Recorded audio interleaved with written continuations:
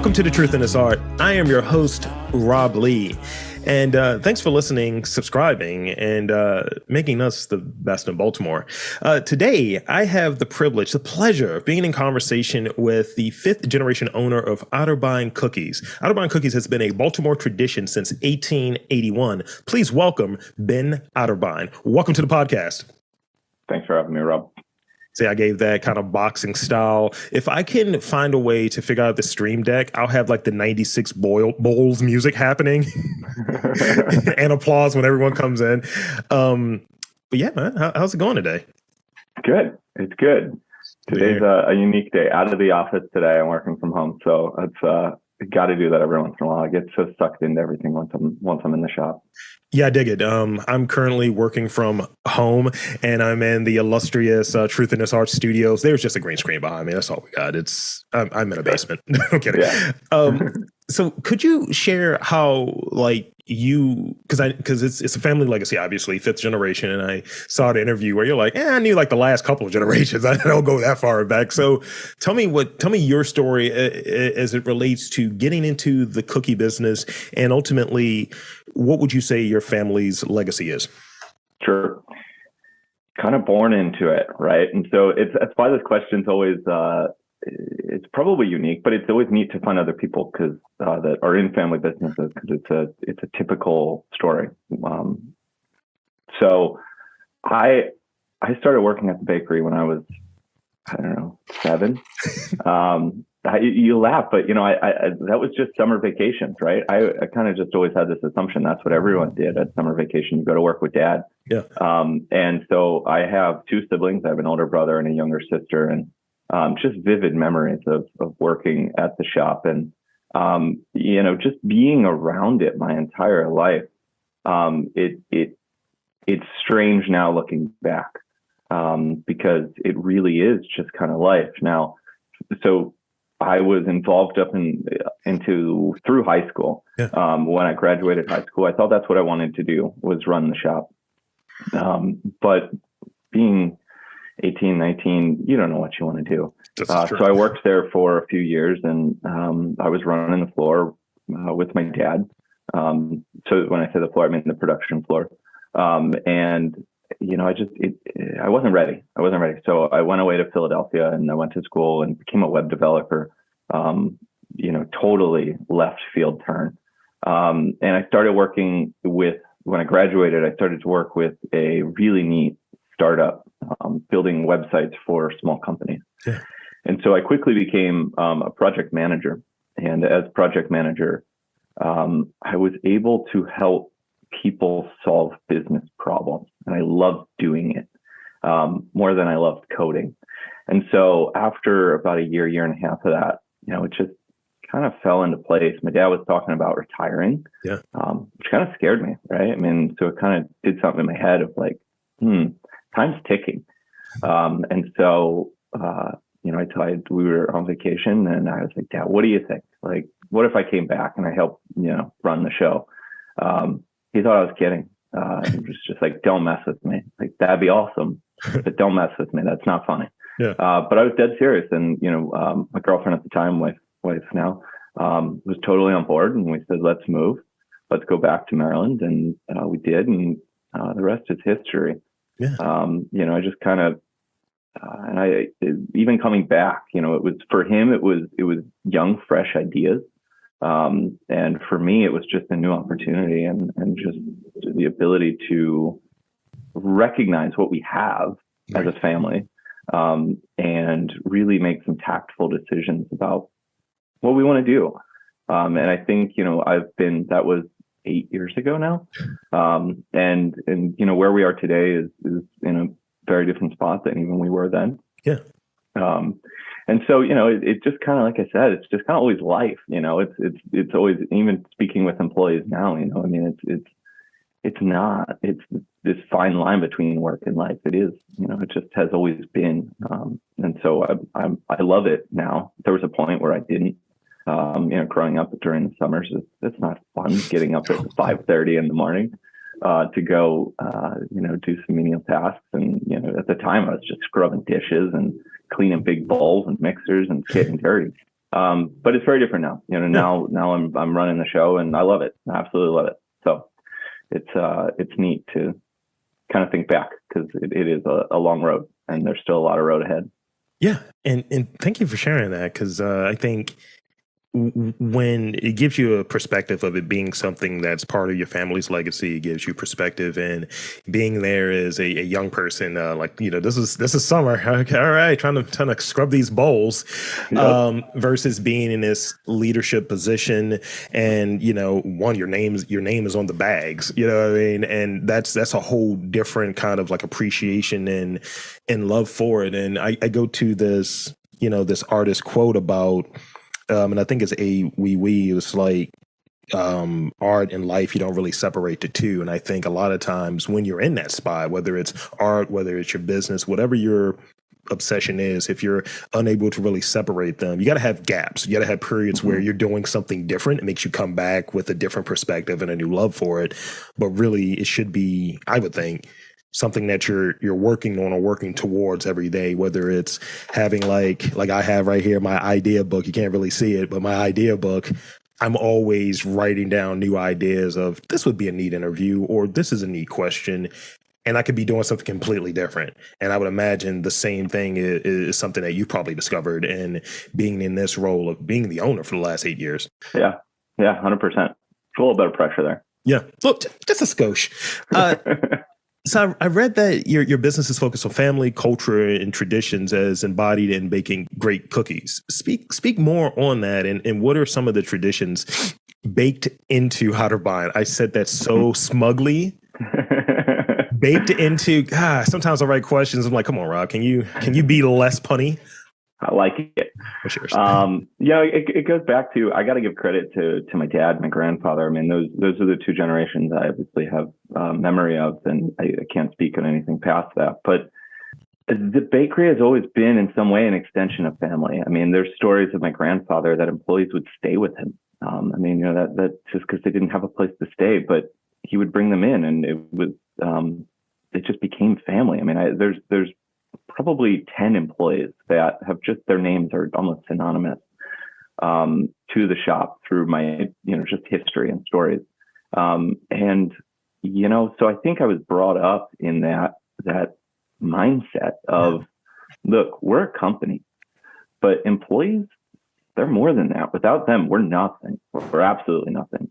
And so I think it gives me a really clear appreciation for everyone that I bring inside the building. And I recognize that I can't do what I want to do without those people. And so it's just kind of, I think, been ingrained in me and ingrained in the business. We have employees that, have been with us for 10 years, and that feels really great. And, so many people are Mr. This or Miss That at the shop. And it's out of 100% respect. And because, like I said, I can't do this alone, and it's a team mentality, and making cookies is not easy. It's a tough job, and you have to appreciate the people that they're doing the hard stuff, right? I mean, I used to clean those big bowls. I know how tough it is, right? And I have a mentality that anything that I ask an employee to do, I'd be more than happy to do.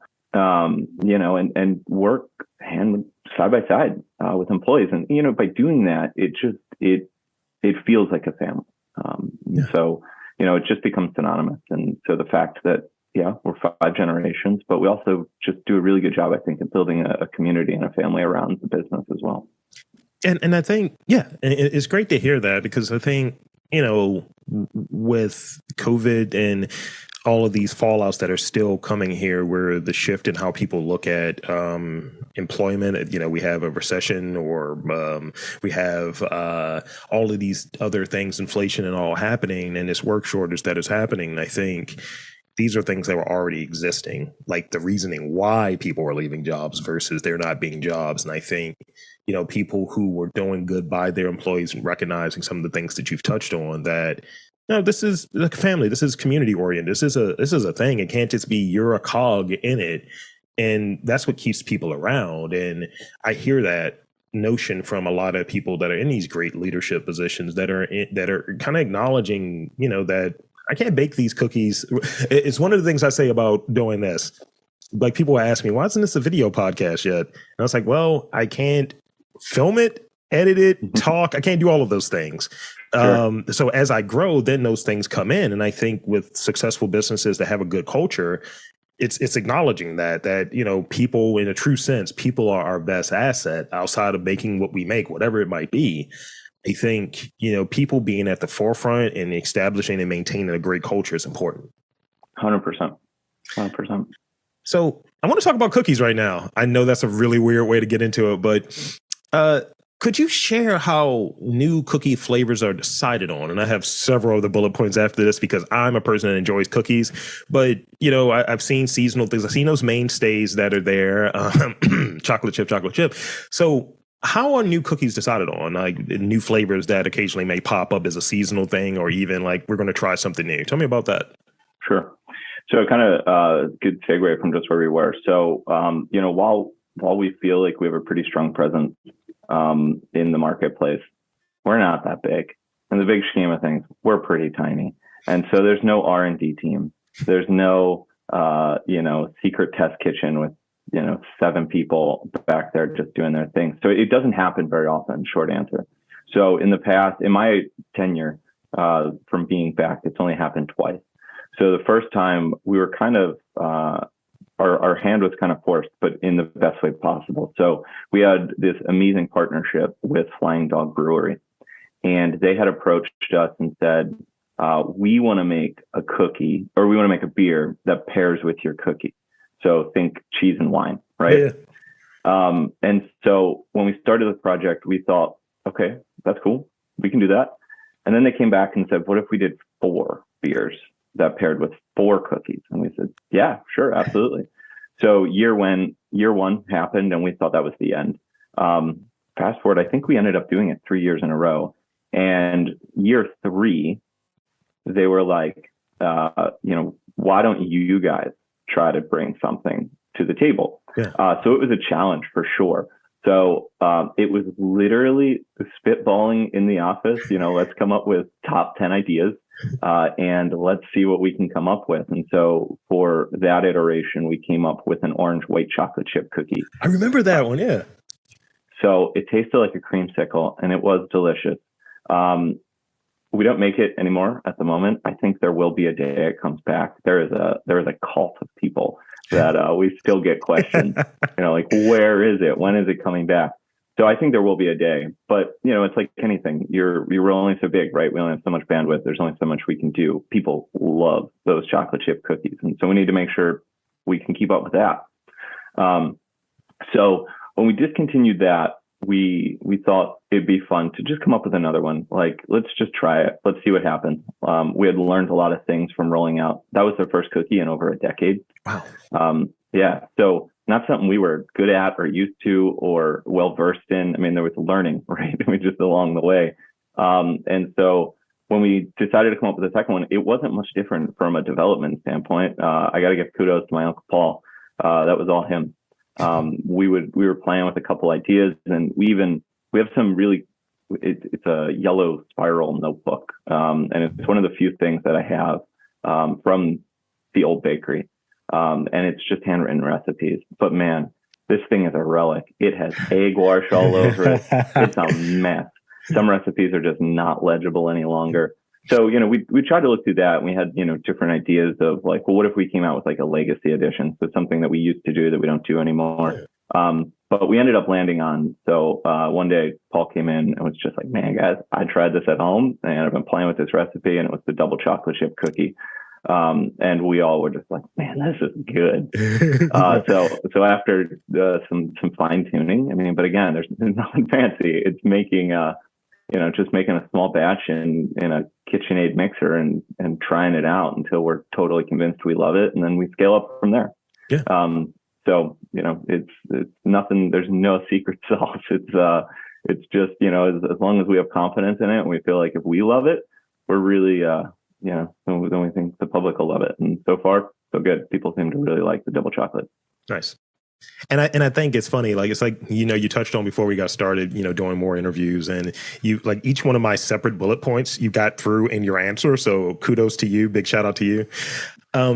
So now, your cookies are distinct. They're simple, and simply put, they don't miss. They don't miss ever.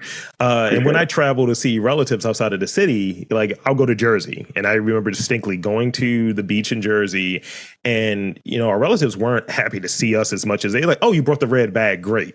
And there's nothing happier. It's like, oh, hey, can I get a hug? No, just give me those. Just give me the chocolate chip cookies. I need those.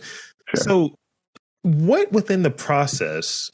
And obviously, we're not talking trade secrets here, but what within the process of making the cookies or the branding that's around it, because that bag is, recognizable in the whole process, what would you say is the most crucial part of the whole Otterbein process, from batch to market, the whole thing that you feel that maybe other cookie companies, other brands locally might miss?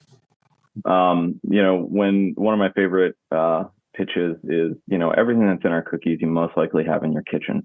And if you keep it simple, that's what makes good food, right? So, I mean, when my great-great-grandfather came over from Germany, it was nothing special. It was his recipe that, that had 5 things in it. And we kind of keep the mentality, just keep it simple and keep quality high. People are going to love it. We have the benefit of that. We do have some of these really old, just German style classic cookies. And there's a beauty in simplicity. And I think people appreciate that, especially in food. And it's interesting because we've been doing it that way for a long time, but it's kind of coming back around, right? This idea of a clean label or whatever that might be. Yeah. So it's just keep it simple. It's got to be thin. It's got to be crisp, right? So there's been that conversation of when's the chewy line coming out? I was like, it's just not us. It's just not who we are. Buy another cookie.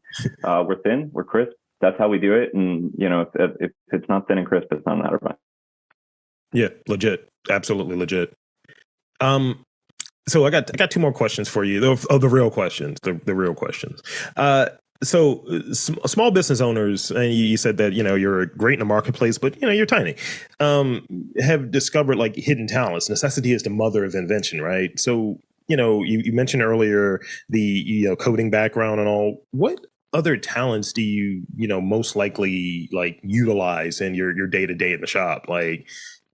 I know nothing about web design, but I've done some web design for this podcast journey in these 13 years. I know nothing about doing Google Analytics, but I got to learn. So tell me about that. You nailed it though. It's adaptability, right? It's just seeing what challenges ahead of you and just solving it, because there is no choice a lot of times, right? I mean, it's sink or swim, right? I mean, I think adaptability is huge and being prepared. And man, COVID has turned all of us into, it's just the new normal. And so I remember when COVID first began, it was whoa, what do you mean? I can't, there's supply chain issues. But you just learn that, that's a potential that's going to happen today. And we're going to overcome it and it's going to be fine. And I think that's the mentality you have to have of just, keep your head down, don't panic and just keep swimming. But as far as hidden talents, I think being personable, I think that's something that I've learned can get me really far, and just talking with people and treating humans like humans. It's even just understanding that, again, we go back to employees, right? I mean, employees have lives, and you can't just be this a tyrant. You have to understand, hey, I have 3 kids. I know what it's like to get out the door in the morning. If you're late, all right, let's have a conversation about it. Let's really understand what that problem is. And let's try to solve it at the root level. It can be so powerful. Absolutely. And I think, 2 things I want to throw out there. I think with, some of the things that we've seen, we've cut the strings of, we've gotten into the spot due to social media, due to email. We don't want to have those conversations. And that's why for me doing this, when I first started doing this podcast, it was the height of COVID, the very beginning that we didn't know what we were doing. And people were craving to have that connection, be able to talk to someone versus email or what have you. And I was like, let's make it video because that's a richer conversation. And prior to it, I started this a few months before COVID actually happened and we were shut down. I couldn't get an interview. Now I'm just as I told you earlier, I have 6 today. So I think, yeah, being personal, being able to connect and being able to grow things out and just communicating, I think through how we've been using social media and all of that stuff, that we kind of lost some of those normal parts of conversation. Like we've been less conversational. We've been less conversationalist. We're just going to, I need this thing and not the connective tissue that gets you in that spot and being able to hold a conversation. And I try to, there's certain things I want to get out of these interviews and all, but also I try to keep it as close to a conversation as possible. And secondly, when it comes to the supply chain stuff, I think I saw recently this information about like the restaurant industry, and it was showing like the cost of certain things and how they've gone up. So like oil, for instance, like olive oil has gone up like 200%. And we're not seeing that as a menu item. It's something to be used and making a litany of different things. But, you go to a place, people aren't considering those things. Oh, why are things so expensive? Well, the cost to actually make it has gone up. Yeah. And that's part of that whole missing piece that people don't get. And until it was in this chart, I think it was like from NPR or something, it showed like all of these things have gone up, but then like chicken is kind of the same or what have you. But some of these things that are worked into the process of making this dish that you don't see as a line item on the menu or on the receipt are now more expensive. And I imagine like, that's the thing to consider as if you mess up a batch or something like, damn it, we got to get some more eggs or whatever the thing is, people aren't seeing those things. They just want that end result. It's not, hey, here's some eggs, sugar, and all of the other stuff. It's like, here's these cookies and this is whatever it is. Yeah. So this is the last real question I have for you. So your business has been around for more than 140 years. And you've not, but your business has been around for more than 140 years. Could you share with me like that feeling of being, and I'm saying this, so people, take shots at me, if you will, being Baltimore's cookie, like being a brand that's synonymous with Baltimore. What are the feelings that are associated with that and the thoughts that are associated with that? I think I'm on the humble side. And I think that when I step out of the forest, I see it better. I feel it most when, up until COVID, I worked Artscape.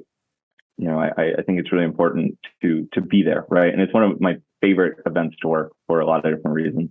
But that's when you feel it the most, right? And so, it makes you really proud to be around those people and really get to interact, because I don't often interact directly with that consumer.